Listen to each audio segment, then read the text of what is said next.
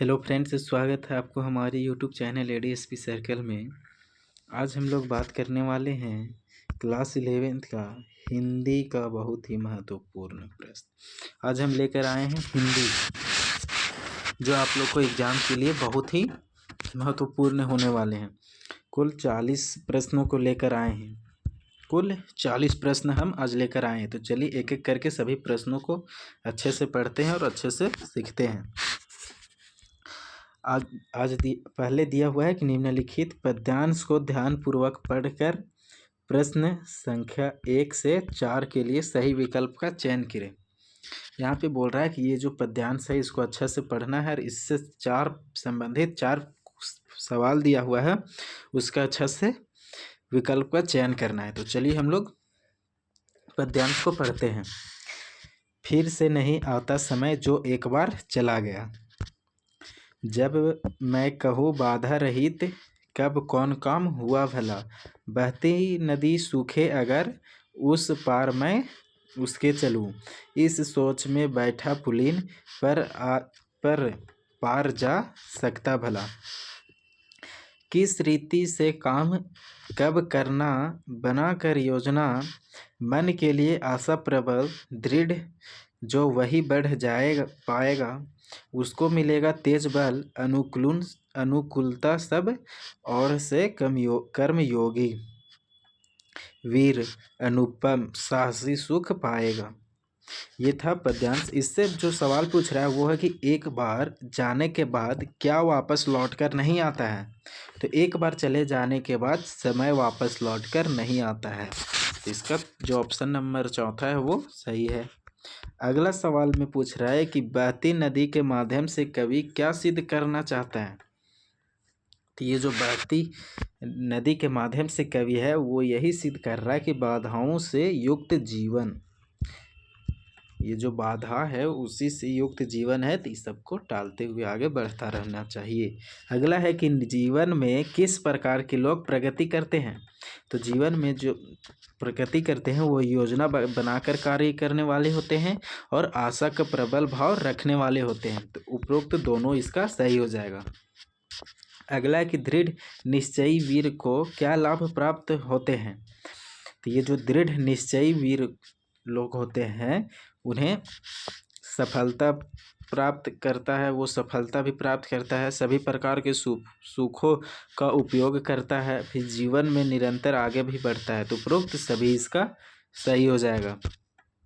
आगे है कि निम्नलिखित गद्यांश को पढ़कर 5 से 8 के लिए सही विकल्प का चयन करें। जो प्रश्न है 5 से 8 उसका सही विकल्प का चयन करना है इस गद्यांश को पढ़कर। तो चलिए हम लोग गद्यांश को देखते हैं कि साहित्य का आधार जीवन है, इसी नींव पर साहित्य की दीवार खड़ी होती है, उसकी अटारियाँ मीनार और गुंबद बनते हैं, लेकिन बुनियादें मिट्टी के नीचे दबी पड़ी रहती है, उन्हें देखने को भी जी नहीं चाहेगा। जीवन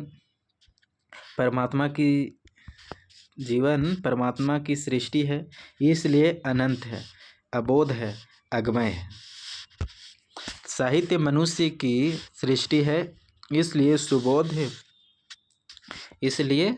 है, सुगम है और मर्यादाओं से प्रेमित है। जीवन परमात्मा को अपने कार्यों का जवाबदेह है या नहीं हमें मालूम नहीं, लेकिन साहित्य तो मनुष्य के सामने जवाबदेह है। इसके लिए कानून है, जिसके इधर उधर वह नहीं हो सकता, लेकिन जीवन का उद्देश्य ही आनंद है। मनुष्य जीवन प्रयत्न आनंद की खोज में रहता है। किसी को वह रत्न द्रव में मिलता है, तो किसी को भरे पूरे परिवार में, किसी को लंबे चौड़े भवन में, किसी को ऐश्वर्य में, लेकिन साहित्य का आनंद इस आनंद से ऊंचा है, इससे पवित्र है, उसका आधार सुंदर और सत्य है। अब इससे संबंधित जो प्रश्न है उसे हम लोग अच्छे से देखते हैं। पूछ रहा है कि साहित्य की दीवार किसकी नींव पर खड़ी होती है। ये जो साहित्य की दीवार है वो जीवन की नींव पर खड़ी होती है। तो इसका जो दूसरा आंसर हो जाएगा वो सही हो जाएगा। अगला है कि जीवन अगमय है क्योंकि वह, ये जो जीवन अगमय है क्योंकि वह अनंत है। क्या है? अनंत। फिर है कि जीवन का उद्देश्य क्या है? तो ये जो जीवन का उद्देश्य है वो आनंद है। अगला गद्यांश का उपयुक्त शीर्षक है। तो ये जो गद्यांश था उसका उपयुक्त शीर्षक था साहित्य का आनंद। इसका साहित्य का आनंद था। अब है कि अभिव्यक्ति और माध्यम। अब अपने माध्यम से उत्तर देना है। तो फिर है कि जनसंचार का श्रव्य माध्यम कौन सा है? तो ये जो जनसंचार है उसके सबसे श्रव्य माध्यम कौन है? श्रव्य माध्यम रेडियो। इसका सही आंसर हो जाएगा रेडियो जो है वो श्रव्य माध्यम है जनसंचार का।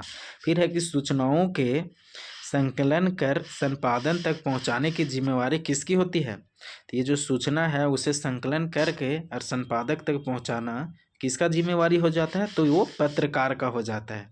इसका सही आंसर हो जाएगा पत्रकार। फिर है साहित्यिक अभिव्यक्ति में रचनात्मक लेखक का माध्यम है।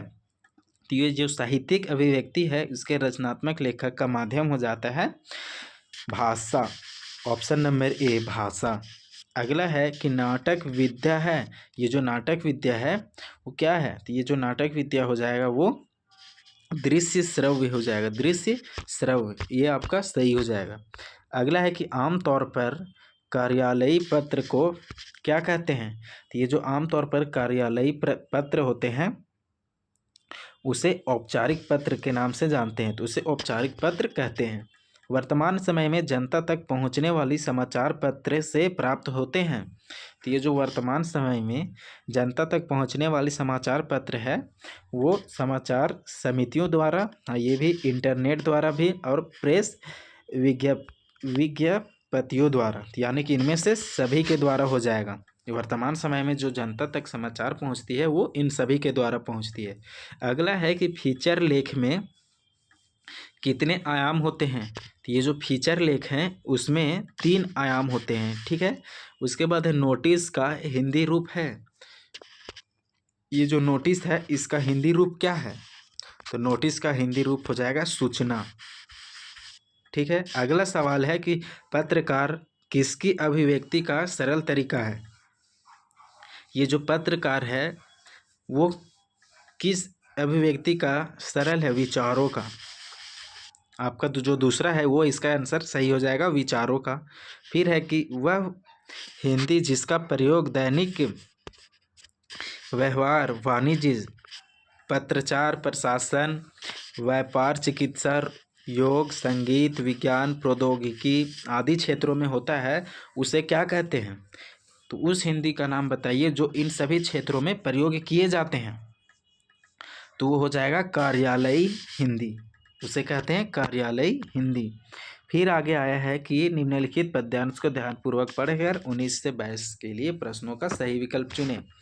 तो अब यहाँ पे हम लोग पद्यांश को पढ़ते हैं कि अंधकार की गुहा सरीखी उन आँखों से डरता है मन, भरा दूर तक उनमें दारुण दैन्य दुख का नीरव रोदन। अब इससे देखते हैं कि क्या प्रश्न पूछ रहा है। प्रस्तुति पंक्तियाँ के रचयिता कौन है? ये जो पंक्ति लिया गया है उसके रचयिता कौन है? तो इसका जो रचयिता है वो सुमित्रा नंदन पंत हैं। ठीक है, सुमित्रा नंदन पंत। फिर है कि किन आँखों से कवि को डर लगता है? ये जो आँखों, ये जो इसमें बता रहे हैं कवि, तो उसमें पूछ रहा है कि किन आँखों से कवि को डर लगता है। तो ये हो जाएगा चिर घोषित किसान की। ये आपका सही आंसर हो जाएगा। अगला पूछ रहा है कि किसान की आँखों की तुलना किससे की गई है? इसमें किसान की आँखों की तुलना किससे की गई है? तो ये हो जाएगा अंधेरी गुफा से। ठीक है। फिर है दारुण दैन्य दुख में कौन सा अलंकार है? ये दारुण दैन्य दुख है, इसमें कौन सा अलंकार है? तो इसमें जो अलंकार है वो है अनुप्रास। अनुप्रास अलंकार। फिर है निम्नलिखित प्रश्नों के सही विकल्प का चयन करें। अब अपने से सही विकल्प का चयन करना है। फिर है कि मीरा को विष का प्याला किसने भेजा? तो ये जो मीरा है उसे विष का प्याला किसने भेजे, कौन भेजे थे? तो ये हो जाएगा राणा के द्वारा भेजा गया था। आप लोग ज़रूर हिंदी पुस्तक को अच्छे से पढ़े होंगे तो ही ये सब का अच्छा से जवाब दे पाए होंगे, नहीं तो हम 3 से 4 या 5 सेट आप लोग क्लियर करवा देंगे, जो आपके एग्ज़ाम के लिए बहुत ही महत्वपूर्ण हो जाएंगे। या 4 से या 5 सेट हम करवाएंगे हिंदी में, तो आप लोग सभी सेट को अच्छे से तैयारी कर लीजिएगा, तो आपका हिंदी अच्छा से 40 प्रश्न जो आपके एग्ज़ाम में आएंगे वो 40 अच्छे से चले जाएंगे। ठीक है, इसीलिए हमारे चैनल ये ADSP सर्कल को सब्सक्राइब कर लीजिएगा। यहाँ पे सिर्फ हिंदी ही नहीं, बाकी आपके जितने सारे सब्जेक्ट हैं सभी का तैयारी अच्छा से कराया जाएगा। चलिए अब हम लोग अगला प्रश्न देखते हैं कि रो पड़े होंगे बराबर 5वें का नाम लेकर, पंक्ति में 5वां कौन है? तो इसमें इस पंक्ति में जो 5वां है वो है कवि। क्या है, कौन है? कवि है, कवि। फिर है कि चंपा अपने बालम को कहाँ कभी न जाने देने हेतु कहती है। तो ये चंपा जो है वो अपना बालम को कभी न जाने के लिए कहाँ पे कहती है? तो बम्बई। कहाँ? बम्बई। फिर है कि कवयित्री निर्मला पुतल ने क्या बचाने का आह्वान किया है? तो ये जो कवयित्री निर्मला है वो थोड़ा सा विश्वास, थोड़ी सी उम्मीद और थोड़े से सपने, ये सभी हो जाएंगे इसमें, ये सभी बचाने का आह्वान किया है। अगला सवाल बोल रहा है कि पिपर पाथर पूजन लागे, ये पिपर पाथर पूजन लागे तीर्थ गर्व भुलाना पंक्ति में कौन सा अलंकार है? तो इसमें जो अलंकार है वो रूपक अलंकार है। ठीक है, फिर आगे बोल रहा है कि निम्नलिखित गद्यांश को ध्यानपूर्वक पढ़कर प्रश्न संख्या 28 से 31 के लिए सही विकल्प का चयन करें। अब यहाँ पे पद्यांश को अच्छे से पढ़ना है। प्राइमरी स्कूल की सीमा लांघते ही मोहन ने छात्रवृत्ति प्राप्त कर त्रिलोक सिंह मास्टर की भविष्यवाणी को किसी हद तक सिद्ध कर दिया, तो साधारण हैसियत वाले यजमानों की पुरोहिताई करने वाले वंशीधर तिवारी का हौसला बढ़ गया और वे भी अपने पुत्र को पढ़ा लिखा कर बड़ा आदमी बनाने का स्वप्न देखने लगे। पीढ़ियों से चले आते पैतृक धंधे ने उन्हें निराश कर दिया था। ये था। अब इसमें पूछ रहा है कि प्रस्तुत गद्यांश के लेखक कौन है? ये जो गद्यांश है उनके लेखक कौन है? शेखर जोशी। इसके जो लेखक है वो है शेखर जोशी। फिर है प्राइमरी स्कूल उत्तीर्ण करने पर मोहन को क्या प्राप्त हुआ? तो ये जो इसमें दिया हुआ है कि प्राइमरी स्कूल से उत्तीर्ण करने पर मोहन को छात्रवृत्ति प्राप्त हुआ, ये आपका सही हो जाएगा। फिर है कि वंशीधर तिवारी व्यवसाय क्या थे? ये जो वंशीधर तिवारी व्यवसाय से क्या थे? तो ये जो वंशीधर तिवारी हैं वो व्यवसाय से पुरोहित हैं। क्या है? पुरोहित। ठीक है, अब अगला है कि मोहन के विषय में किसकी भविष्यवाणी सिद्ध हुई? तो मोहन के विषय में मास्टर त्रिलोक सिंह की भविष्यवाणी सिद्ध हुई थी। अगला अब आगे है कि सही विकल्पों का चयन करना है। ठीक है, अगला जो प्रश्न है वो है कि मियाँ नसरुद्दीन को कौन सा इल्म अपने वालिद उस्ताद से प्राप्त हुआ था? तो ये जो मियाँ नसरुद्दीन को जो प्राप्त हुआ वो हलवाई था।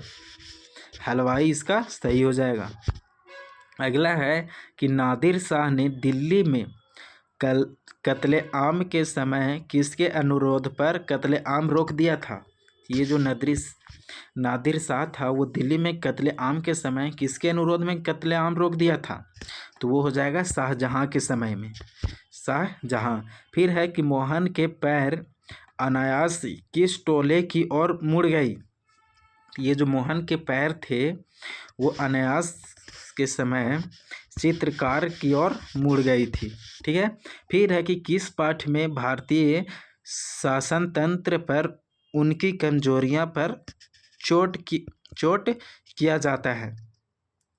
तो किस पाठ में भारतीय शासन तंत्र की उसकी कमजोरियां पर चोट किया जाता है? तो ये हो जाएगा जामुन का पेड़। इसी पाठ में भारतीय शासन तंत्र पर उसकी कमजोरियां पर चोट किया जाता है, जामुन का पेड़ पाठ में। ठीक है, अगला सवाल आ रहा है आपका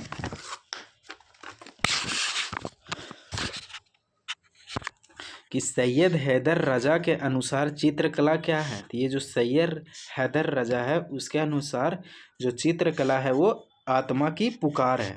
क्या है? आत्मा की पुकार। फिर है कि लता मंगेशकर की प्रसिद्ध चित्रपट गायन सर्वप्रथम किस फिल्म पर था? तो ये जो लता मंगेशकर थे उनके सर्वप्रथम गायन किस फिल्म पर था? बरसात, श्रृंगार या भक्ति? इनमें है ही नहीं, इनमें से कोई नहीं है। ठीक है। अगला है कि सीधे बरसात से मिलने वाला पानी क्या कहलाता है? तो ये जो सीधे बरसात से पानी मिलता है वो पाताल पानी कहलाता है। क्या कहलाता है? पाताल पानी। बेबी ने अपनी किताब किस भाषा में लिखी थी? तो बेबी जो अपनी किताब लिखी थी वो पंजाबी भाषा में लिखी थी। ठीक है। अगला है कि पत्रिका में ऐसा कौन सा नाम लिखा था जिसे देखकर बेबी आश्चर्यचकित हो गई? तो वो जो पत्रिका में लिखा हुआ था वो था आलो आधारी बेबी। इसी को देखकर वो आश्चर्यचकित हो गई थी। ये हम लोग 40 प्रश्न को हिंदी में देख लिए। इसी तरह हम और भी सेट लेकर के आएंगे। तो आप लोग अच्छे तरीके से अगर एग्ज़ाम की तैयारी करना चाहते हैं तो हमारे यूट्यूब चैनल ADSP सर्कल को सब्सक्राइब जरूर कर लें। तब तक के लिए धन्यवाद।